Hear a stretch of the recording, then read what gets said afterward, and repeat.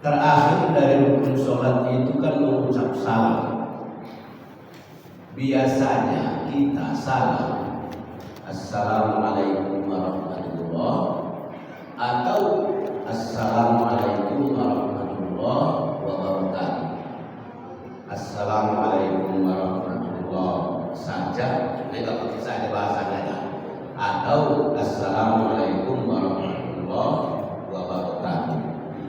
Bapak-bapak, ibu-ibu biasanya yang pakai yang mana? Yang nomor satu atau yang nomor dua?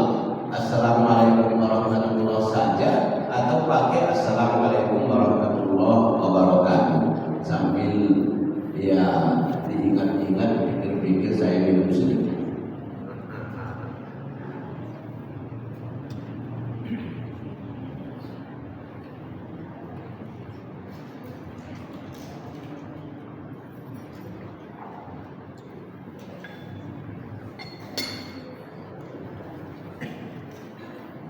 Yang mana Pak yang selalu atau yang kita ucapkan? Assalamualaikum warahmatullahi atau Assalamualaikum warahmatullahi wabarakatuh? Atau dua-duanya? Nomor satu. Yang nomor dua ada yang baca pakai wabarakatuh? Ada. Juga sebahagian orang salamnya Assalamualaikum warahmatullahi wabarakatuh. Dalam mazhab Syafi'i atau ulama-ulama Syafi'iyah, mereka bersikukuh ucapan salam itu hanya sampai pada warahmatullah, tidak pakai wabarakatuh. Kalau ada yang pakai wabarakatuh silakan, tapi kita lihat cara berpikirnya, kita lihat logikanya. Makanya alur pikir daripada Imam Syafi'i, ulama-ulama Syafi'iyah, sholat itu adalah ibadah tertinggi, ibadah yang paling sakral, ibadah yang disebutkan Rasulullah awwal ma yuhasabu yaumil qiyamah as-shalah. Karena itulah induknya ibadah dan amal soleh, maka karena dia adalah sholat, hubungan batin dan hubungan diri kita dengan Allah Sang Pencipta, maka kalau kita sholat, lafaz apa yang duluan kita ucapkan? Kalau kita sholat, lafaz apa yang duluan kita ucapkan? Ya, ingat-ingatlah. Kalau kita memulai sholat itu, lafaz apalah yang duluan kita ucapkan? Ilahi anta maksudi wa ridho maksudi. Ilahi anta maksudi wa ridho maksudi. Ya, tapi itu Pak, belum mulai sholat itu. Pangkal sholat itu lafaz apa? Persiapan mau sholat itu bisa ilahi anta maksudi wa ridho maksudi.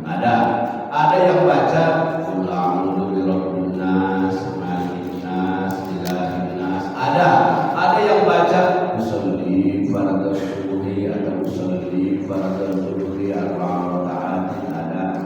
Ada. Tapi itu belum lagi mulai sholat, baru persiapan mau sholat. Yang dikatakan mulai sholat itu adalah diawali dengan takbir, diakhiri dengan salam. Kan itunya dia pula sholat. Pekerjaan atau amal yang tertentu yang menurut syariat yang diawali dengan takbir, diakhiri dengan salam. Allahu Akbar, Assalamualaikum warahmatullahi wabarakatuh. Itulah yang disebutkan secara menurut definisi sholat tadi. Lantas yang kita sebutkan sholli fardhu zuhri, iya itu perlu sunat, tapi supaya kita lebih konsentrasi seketika mau sholat itu, bahwa ini sholat apa. Jangan umpamanya ibu atau bapak masih ada pekerjaan, dalam tinggal kalian sholat dulu. siap sholat nanti baru kerjakan balik. Ditinggalkan pekerjaan ini, kita sudah kita berwudu, kemudian berdiri, Allahu Akbar. Enggak pakai usolli, saya sangat yakin konsentrasi jatuhnya niat pada Allahu Akbar itu sangat rendah. Artinya bisa dikhawatirkan enggak perlu jatuh niatnya. Kenapa? Karena kita sedang sibuk tadi, lantas berdiri di tempat sholat, Allahu Akbar. Enggak pakai usolli fardhu zuhur umpamanya. Saya khawatir tak perlu jatuh niat seketika takbiratul ihram tadi. Sama dengan ibu-ibu.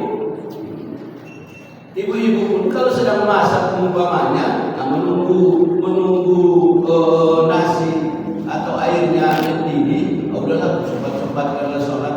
Nanti kalau ditunggu siap masak ini baru sholat lagi, ini mau cepat pergi.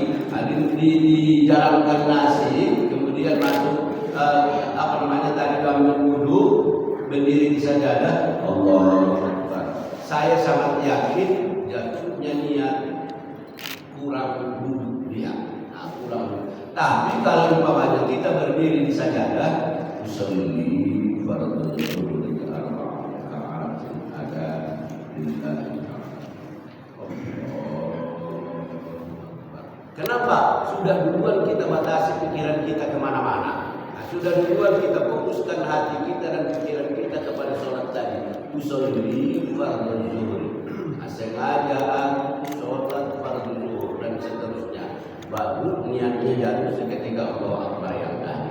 Itu lebih khusyuk, lebih yakin duduknya niat tadi. Apalagi ilahi anta ma'asudi wa Tuhan hanya Engkau yang dan tidak ada yang percaya kecuali Engkau. Apalagi ditambah lagi qul a'udzu birabbin nas, malikin nas dan seterusnya itu sebelum sholat tadi. Lantas sholat itu diawali dari takbiratul ihram, diakhiri dengan salam. Seketika takbiratul ihram, lafaz apa yang duluan kita sebut? Lafaz apa yang duluan kita sebut? Lafaz Allah. Kan itu dia pula Allah. Karena ini sholat diawali dari lafaz Allah, diakhiri dengan lafaz Allah. Makanya Assalamualaikum warahmatullahi. Seketika memulai Allahu Akbar. Seketika selesai Assalamualaikum warahmatullahi. Yang namanya sholat diawali dari lafaz Allah, ditutup dengan lafaz Allah, karena dia adalah ibadah yang paling sakral, ibadah yang paling tinggi, ibadah yang tidak ada nilai ibadah di atasnya lagi. Makanya alur pikirnya ulama-ulama Syafi'iyah itu termasuk seperti yang demikian. Iya ya. Kalau begitu, selain daripada tak ditemukan dalil yang kuat, walaupun ada mengkiaskan. Assalamualaikum. Mana lebih bagus daripada Assalamualaikum warahmatullahi? Lebih bagus Assalamualaikum warahmatullahi daripada Assalamualaikum saja. Assalamualaikum warahmatullahi. Mana lebih bagus? Dengan Assalamualaikum warahmatullahi wabarakatuh. Lebih bagus Assalamualaikum warahmatullahi wabarakatuh. Assalamualaikum warahmatullahi wabarakatuh. Dengan Assalamualaikum warahmatullahi wabarakatuh wa maghfiratuh. Assalamualaikum warahmatullahi wabarakatuh wa maghfiratuh. Walaupun tak biasa, artinya semakin banyak lafaznya, karena itu lafaz-lafaz kalimat-kalimat thayyibah, maka semakin baik. Tapi beda halnya dalam ibadah sholat tadi. Kalau di luar sholat memang demikian. Tapi kalau dalam ibadah sholat diawali dengan lafaz Allah, diakhiri dengan lafaz Allah. Walaupun masalahnya tak begitu penting, tapi logika berpikirnya, cara pemahamannya. Makanya kita mengambil yang pertama tadi, Assalamualaikum warahmatullahi wabarakatuh. Assalamualaikum warahmatullahi wabarakatuh. Tak usah pakai wabarakatuh. Tapi kalau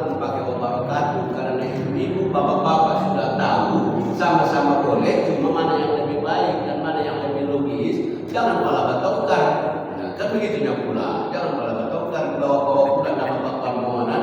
Pak Pamonan bilang kan begitunya, nggak ada kata bukan begitu kali, kan begitunya pula.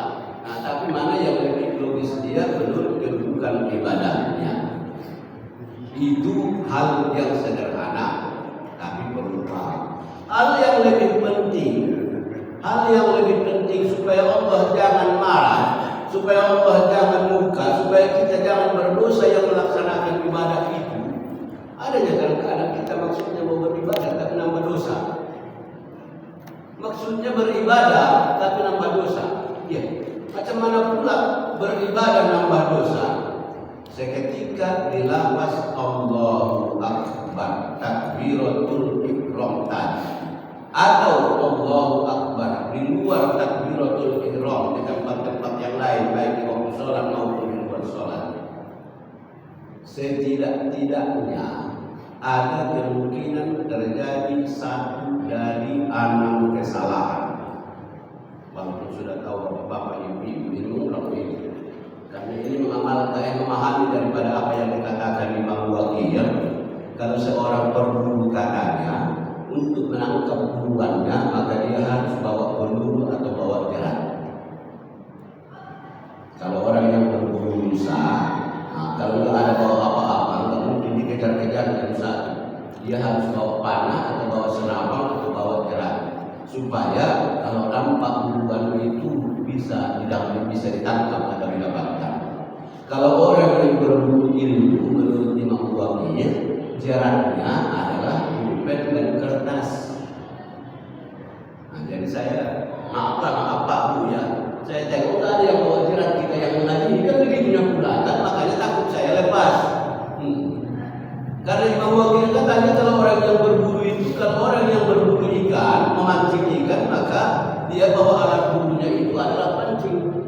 Nah, kalau orang yang berburu ilmu katanya alat burunya itu adalah pulpen dan kertas. Nah, kalau kita kan tinggal mendengar, cuma yang pendengaran kita ini dengan ingatan kita kan nggak seimbang lagi. Kadang-kadang pendengarannya sudah kurang jelas, ingatannya sudah banyak lupa-lupa. Jadi lantas macam mana menjeratnya? Makanya kalau berulang-ulang, majalah bapak-bapak ini bukan begitu. Nah, kalau berulang-ulang kalinya, ada kemungkinan satu dari 6 kesalahan fatal dan yang kurang dan yang tidak begitu fatal pada lafaz Allahu Akbar. Bisa saja terjadi 2, bisa saja terjadi 3 kesalahan atau 5 kesalahan pada waktu mengucapkan Allahu Akbar, baik seketika takbiratul ihram atau pada Allahu Akbar di intikal atau di Allahu Akbar di luar sholat. Yang pertama,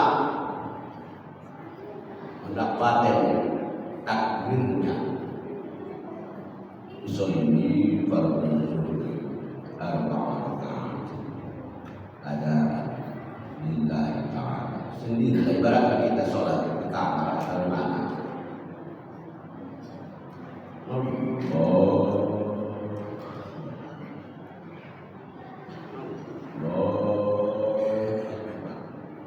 Alifnya itu bertukar dengan ain. Kadang-kadang kan mau itu ada pasti. Berubah alif itu menjadi ain, pasti salah dan berdosa. Tidak hanya salah, kalau sudah salah pasti sholatnya tak sah lagi secara syariat. Kenapa? Karena di takbirnya sudah salah. Gara-gara alifnya berubah jadi ain. Maksudnya kita mendapatkan berubahnya berubah. Kalau ain yang Allah berasal dari kata Allah yang ilmu, maka artinya adalah cacat atau sakit. Berarti kalau Allahu Akbar, Allah lagi sakit. Allah yang Maha Besar itu lagi sakit. Tuhan pun yang sedang sakit, yang tidak melayatkan, tidak